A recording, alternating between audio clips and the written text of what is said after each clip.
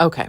Hey, this time I've made a little weensy deal with myself, and I think that I'm on to something. I always think I'm on to something, and then I'm never really on to anything. So let's just forget about the end result of being on to something, like that feeling of being on to something. That's what I'm going for. Not that whatever I'm on to will ever come to anything real or meaningful. But you know that feeling of like, I think I'm on to something. I'm laughing because I've had it so many times, and thinking that what I was on to was something that was going to bring me some sense of safety and security and success, right? And I'm trying to unpack this, that I'm on to something. I'm on to something is simply being more aligned with your integrity. That doesn't, and our real true integrity is not capitalistic, productive oriented, right? Our real integrity loves living, every little bit of it. So back to what I think I'm on to. The thinking that I'm on to something is taking steps. My dreams sometimes are too big for me. And these are not fantastical dreams. They're dreams of like cleaning my basement, you know? And when I think about it, I can feel the end result, how great it would be to have a basement that's organized in a way that it's storing things that are really useful for me rather than storing like nostalgic items or items that were given to me and I don't know what to do with. So it's kind of like reordering my priorities, really, like literally and symbolically. I am in the middle of another washing machine project. Don't know if I even talked about it, but I have replaced the drain pump twice in my front loading washer, and I feel so proud of myself, and I got help, and this time I needed to change the bearings, and I watched a YouTube video to show me how to do it, and I got the parts and I disassembled it all the way down to the bearings, which was huge for me. Very proud of myself. And then I needed some help banging the bearings out and banging the bearings back in, which I got. And now I'm in the process of reassembling. And it's almost like I do anything to, like I'm procrastinating this. And all I have to do is reassemble. I've done all the hard part, all the sketchy stuff of, like sometimes you can't actually get the bearings out, so there's nothing you can do. Or maybe you replace the whole drum with new bearings intact, but that costs more than a new washer. So, these kind of funny calculations. I love the idea of repairing things well. It's like a heart song. There's so many of us who love this kind of repairing and mending and what it means to fix things rather than replace things. There's just a deep practice of believing in resilience and repair around that. So I'm in the middle of this, and I said, okay, I'm not going to record this podcast until I get this washer back together. So I'm cheating a little bit because I'm trying to use it as incentive to go reassemble and then come back to you. So that's what I'm doing. And that is exactly what is going on anyway. And I'll see you in a second when I've done all that magically.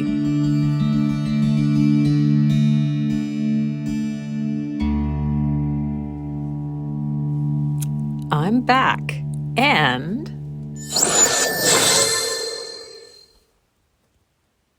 magically, I had to turn the sound effects off. Magically, the washer is finished. It's just some kind of amazing time travel magic there.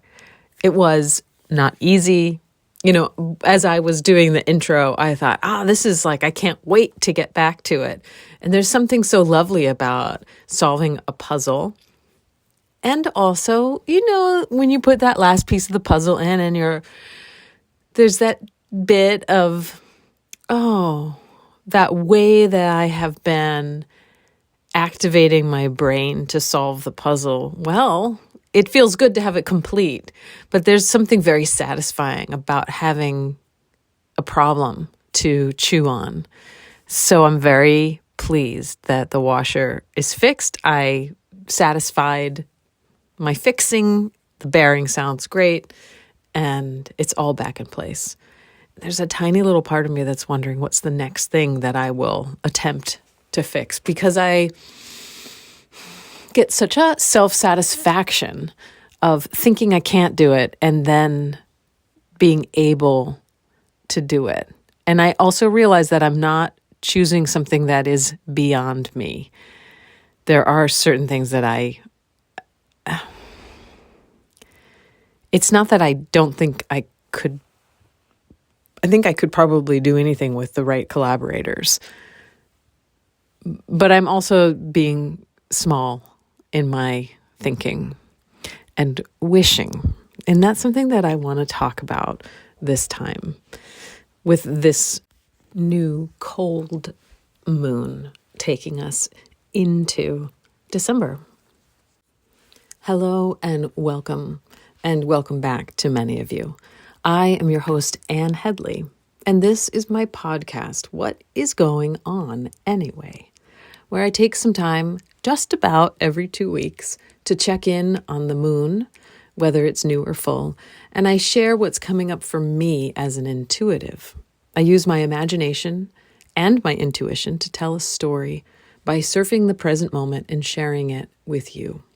Some call this channeling, and my experience is that it's more of a hybrid and possibly a very good way to brainstorm for the future. I hope this inspires you to look for your own waves of presence. And ultimately, I hope this becomes an internal revolution that I believe is necessary to usher us into the future collaboration of being here together. I'm especially interested in my own and others' experiences of spirituality and the question, what are we here for? What is going on? And what is the meaning of life?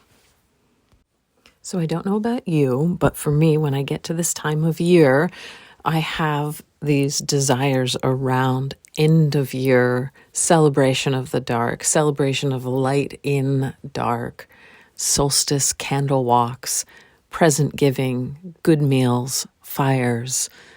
I have lots of great associations of the kind of traditions that I've developed in my adult life with my children and with friends and family.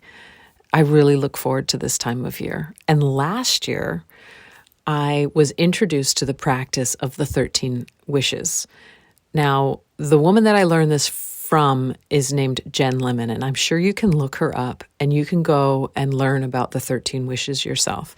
But I can tell you the basics.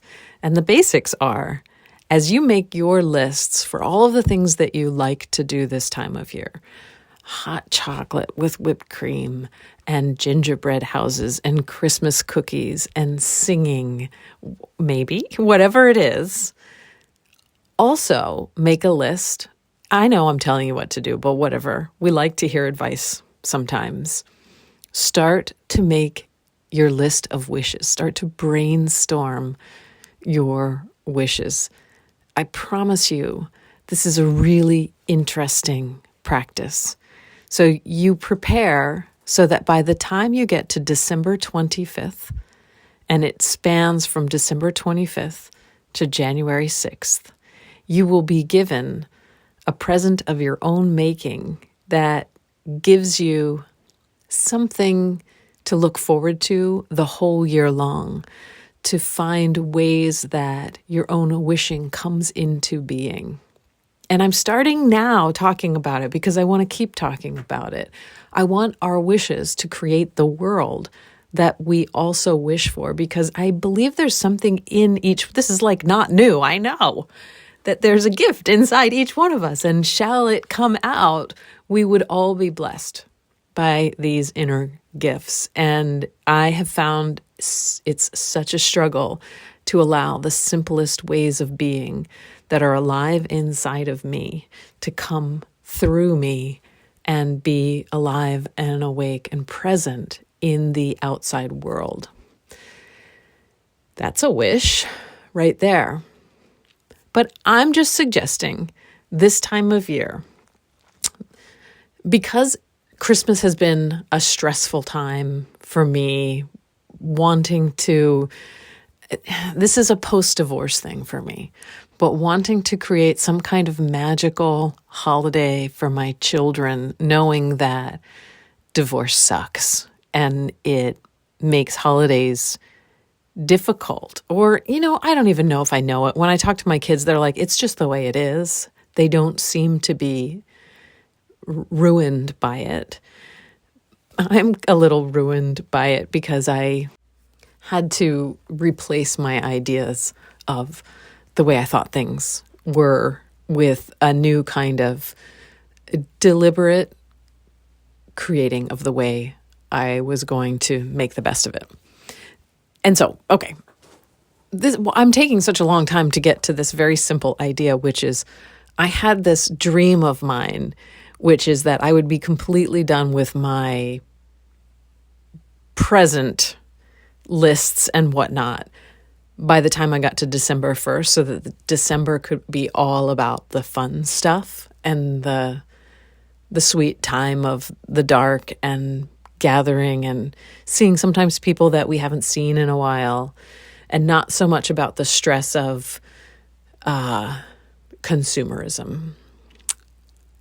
I don't know where I am with that, but replaced or added in there is knowing how fun this 13 wishes thing is for myself personally.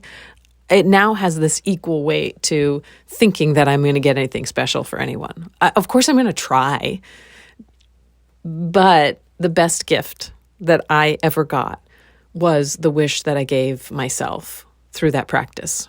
The basic practice is you spend some time, you brainstorm 13 good, solid, and it's not that they're practical, but they are something that you would give feet to, that you would give yourself a way of realizing.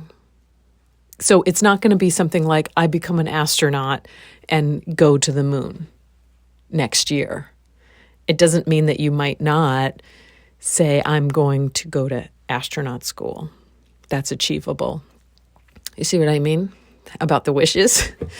So you brainstorm lots and lots of wishes, and then you discern and you work with your list and you choose 13 good, solid wishes. You write them down on pieces of paper.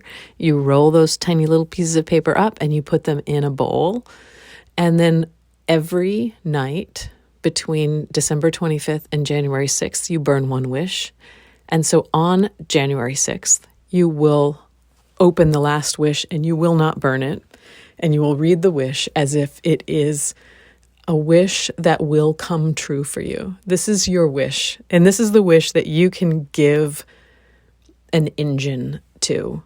That when you're not sure what to do, you can turn your energies toward that wish this year and watch what happens. It is so fun and a little bit scary, and maybe you will join me this year with the 13 wishes. So, but as I was introducing this podcast and I was talking about getting turned on to something, I think I'm on to something. And all I can say is that being on to something is being involved with the engine of my own being. I don't think that I'm ever really going to get to the place that I think this engine is taking me. But when I feel myself turning on, being on to something, I feel myself like it's like working on one of those logic puzzles or a word problem or something. And I can feel myself reaching for something next. And that is the place that I'm wondering about with this new moon. I don't know if you can take your mind back to the full moon, which was really hard, this last full moon that we had. I mean, really talking to people in my life, and it was tough. Things were tough. And there's a little bit of lightness. I remember just before the new moon, like 3 days before the actual new moon, I walked outside at night, which was really early, like 5 o'clock, but it was dark. And the stars were in the sky, and they were twinkling like they will through the bare branches of the trees. And I just had that feeling like, oh, everything's going to be all right. That I'm going to have the energy that I need to do the things that I want to do.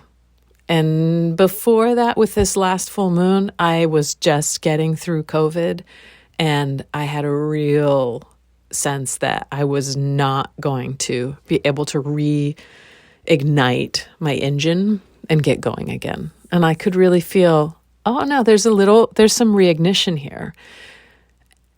And the intuitive part is what to do with this little bit of reignition that I believe is shareable, that it's not just me that's feeling this. And I think that the thing to do with it is to take it and watch the way that you might normally use your energy, especially this time of year, right? I might normally use this energy to be a people pleaser, to try to create situations, environments, presents, meals for other people to make them happy. And I'm wondering if there can be a disruption to that where it does this loop back in on oneself before it goes out again. Like, say you normally do Christmas cards. And I don't know about you. I do Christmas cards sometimes not. And whenever I have done it, I get this, well, I'm not sending one to everyone, and I better make sure that I send one to somebody who sent me a card. And it gets really stressful and like transactional almost. And I'm wondering, like, if I have the urge to send Christmas cards, what if I could do a loop-de-loop with that and maybe make some kind of agreement with myself that, I'm only sending Christmas cards to people that I can hand deliver them to. So if it has to go in the mail, that's off my list. Or I'm only sending Christmas cards that I make myself, or, whatever. I don't know. I'm not trying to make more work for myself here. But I'm wondering if there's a way to disrupt old patterns by kind of being parallel to them, like the Christmas card giving, but also to do something or insert something a little bit like rebellious almost. How could I do it and do it differently so much that it makes me see the whole energetics of this situation differently? So it's like being a sacred clown. Yeah, I mean, that's really what I mean. And how do we go into this end of this most extraordinary year and this most extraordinary time? I mean, if you just go back to 2020, I feel like we were just there. We're 5 years out from 2020. And what is even happening? And how do we go into this future, which is the only thing we have, of course, is right now. And how do we make this right now so interesting and involving that it creates a kind of future that we also want to participate in fully? That sounds a little bit haughty. Wait a second, I gotta look up haughty. I don't know, maybe not haughty. Haughty says arrogantly superior and disdainful. Maybe the arrogantly superior, because every time it's like, we want to create the future that we want to live in. I don't know if that's disdain. Maybe it's disdainful of the future that is the now that we're in. I don't mean it to be like that. But there is something about, have you ever laid your clothes out the night before you get up to go somewhere? And it's just like, ooh, that was easy. I didn't spend those 20 minutes putting clothes on and off and trying different things and trying to figure out what I wanted to wear. It was just, that decision was made for me. That's the sort of thing that I'm talking about.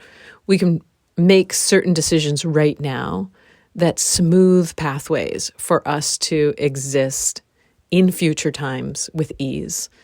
There's something about struggling that I want to let go of as much as possible, because there's some struggle that is inevitable, and then there's other struggle that feels cluttery.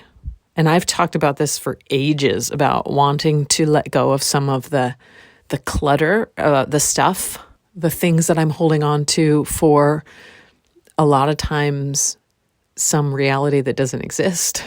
Sometimes it's for my kids, sometimes it's for sentimental reasons that don't exist in my ideal future. So I'm still working on those right as I'm talking, I'm rubbing my fingers together like I'm trying to figure out what that is. I don't know yet. But I'm a little bit afraid of the spaciousness, but I can feel it sometimes as I walk around and I'm making like small decisions about, oh, this could go here, this could go to this person, this could be gone entirely, this could go to the dump.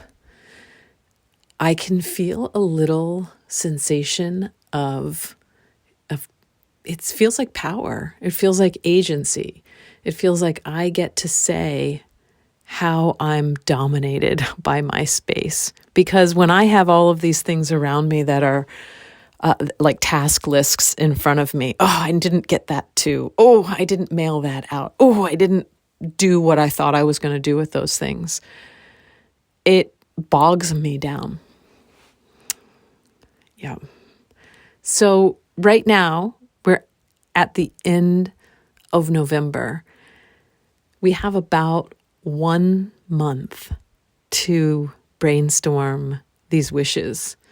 And I think I'm going to keep talking about this as we go through. So if you have a little bit of time and pen and paper and you want to start brainstorming, we can do some wishing together.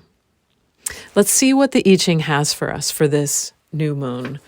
Like always, the new moon for me feels sparkly. It feels fresh. It feels like a way to begin again. And I can feel that sense of beginning again. Having a new year come gives me a lot of hope and a sense, okay, well, 2025 was what it was. And now it's time to look at the lists and let go of some things that didn't work their way into it. And maybe they never will. And a chance to write a new story for a new year. And that there's actually quite a little bit of, what do you call it? Like I want to say paperwork, but it is like you really will do a little bit of writing around this. But there's some behind the scenes stuff of letting go of the old, preparing for the new. And we could attend to that as much as we attend to anything else in this season and rest. Also, lots and lots and lots of rest and good sleep. So, I Ching, dear Oracle, what would you have us know about this new moon time? And we get hexagram 31, influence. I know in some other translations this is called wooing. The questions are, what influence is active and what does it draw you towards? What is its place in your life? This feels to me like the beginning, the tendrils of wishing. Influence is what moves people and how people are open and available to be moved by emotion or inspiration, physical responses, or even visiting spirits. All these things touch, stir, and attract us, drawing us into relationship. The Chinese character for influence shows a mouth and a weapon. The influence goes deep and makes us vulnerable. It's good to respond to the power of influence with constancy, steadying the motion it inspires, and creating a place in your life to contain it. I just feel like this works so beautifully with the idea of writing down some wishes and getting familiar with what we wish for. And even like the silliest, the most mundane, I wish for more money in my life. I wish for more rest. I wish for health. These wishes are valuable. These wishes are important. The man who, I'll read it to you. I don't know why I had to be disgusted by this. The man who takes a woman in marriage, brings her into his home and makes room for her there. That's what, I don't know. Good fortune comes from this more feminine way of relating. All of this is making me sick. Being open and allowing space for new influences. But let's take this away from man, woman, marriage, bringing into the home, making room for her. If we just say we have some opposites inside of us. We have a yin and yang inside of us. So when we are receiving new influence, we actually have to make space for it. Cue the decluttering in my life. I have to make room for the new. If I want to make different art in my studio, I really need to clean my space so I have space to make it, right? And good fortune comes from this way of relating, being open and allowing space for new influences. I feel that so strongly in me, of that desire to make space and open. It's like I have a lot of books. I don't know if everybody's like this, but sometimes it's nice to clear some space so that new books could come in. And there are books in my, like on my shelves. I mean, technically, there's a bunch of books on my floor, and I don't really want them in my life anymore. And I could make space for some new, delicious. I have one coming to me right now. It's an art book. And I could make space for that. It has changing line 3. No idea what this means. Influence in your thighs, holding on to your following, going on, shame. I don't even know what to make of that. Sometimes I don't read the changing lines. Right now, I don't have my other books with me so that I can't make sense of it in any way other than what I'm reading here. Holding on to your following. Going on, shame. Really, I have no idea. I don't want to figure that one out. Sorry. Maybe one of you can figure that out for us. Hexagram 45, gathering. We have gotten this one over and over and over again in the past couple of years. The questions here: what is asked of you? What are you investing in? Really good questions. Like, what is asked of me again and again? Not necessarily even by the outside world. What am I asking of myself? What am I investing in? Such a good question, because it's so easy to doom scroll. And doom scrolling, of course, is a word now, but sometimes something will happen politically, and then I'll find myself an hour later trying to find this article and this take on it. And I mean, it's a curiosity, but it's also an investment in something that is quite a bit outside of my, what I really want to be focusing my creativity on. So the old character for gathering shows people gathered like grass, or perhaps gathered to bring in the harvest. They have a shared identity and invest together for a purpose, looking for what will bear fruit. Sometimes this is an external gathering, sometimes an internal one. Didn't we just get this? Collecting yourself and integrating your many roles and strengths, getting yourself together. That's right, because I remember saying that and being like, get yourself together already. Many people, roles, energies, and issues are concentrating in this single focal point. Yeah, it's time. It's still time. We're still in the middle of this gathering together. It's always been important to find the people that you relate to, that make sense to you, that you can really get some stuff done with, even if it's a brainstorming kind of getting stuff done. And I think this is still important, and this is probably going to be important for us for a while. And I know how amazing it has been to have the internet in our lives, because I'm one of those who, we didn't have it. And the way that you can find focus groups through the internet, the way that you can find people who are interested in the same thing is, it is actually awesome. The fact that I can, in 2 clicks of a mouse, I can connect to another person with alopecia. It's changed my life in so many ways, and that each one of us has some kind of like quirky thing like alopecia, that there are only a few other people in the world who really get it, and we need to have that kind of gathering together as well as real in-person physical gathering together. So imagine or think about the ways in which you gather together with others, and also just for fun, for like magical thinking ways. If you could also understand that without your even trying, the way that you are does gather together with other energies of folks that are like you, and that it is still meaningful even if you don't know what the heck is going on. That if you're somebody who really like loves the whales, there are a lot of people like you that listen to whale song and that share that deep love. I mean, I'm saying that because I'm one of those people. I love the whales. I love them. And so there are other people like me, and I don't necessarily have to talk to the other whale people to still be part of that gathering that's happening around people who have a heart connection to the whales. Yep, that's where we're going to end.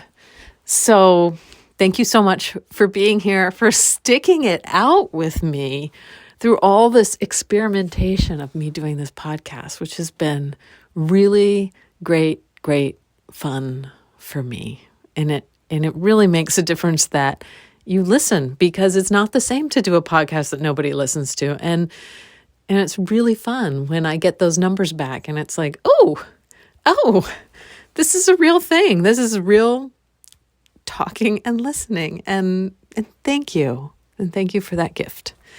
You can always reach out to me at my website, www.annhedley.com, ANNHEDLY. May you be well, and may you know peace, and may all beings everywhere, whether we know them or we don't know them, may they know peace, and may they be well. Until next time, bye for now.